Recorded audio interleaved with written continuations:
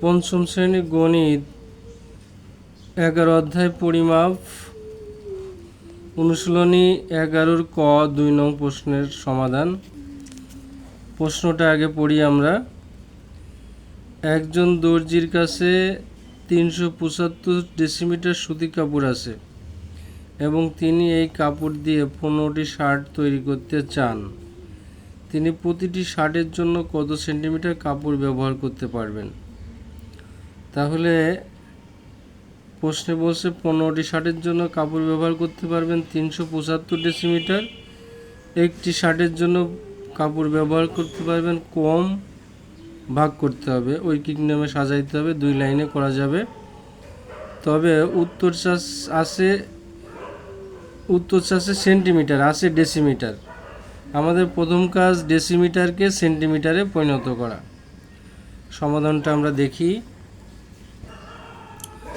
দর্জির কাছে কাপড় আছে 375 ডেসিমিটার। এই ডেসিমিটারকে সেন্টিমিটার করতে হবে। ডেসিমিটারকে সেন্টিমিটার করতে হলে আমাদের এককের যে মান বা সম্পর্ক এটা বুঝতে হবে। আমরা এককগুলো আমাদের এই মুখস্থ রাখতে হবে: kilometre, hectometre, decametre, metre, decimetre, centimetre, millimetre. এই যে ডেসিমিটার, এই ডেসিমিটারকে সেন্টিমিটার করতে হবে।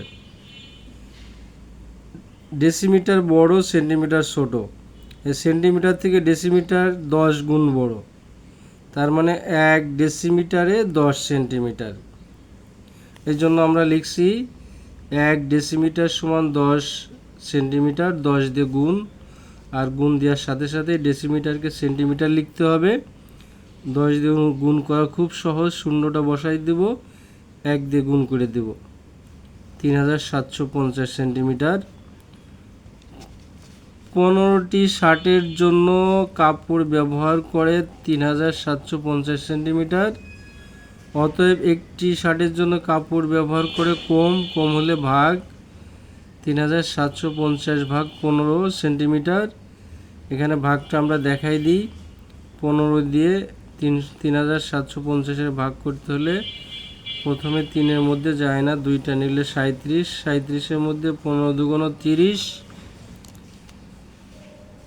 তারপরে বিয়োগ করলে 7 থাকে, 5 নিয়ে আসলাম।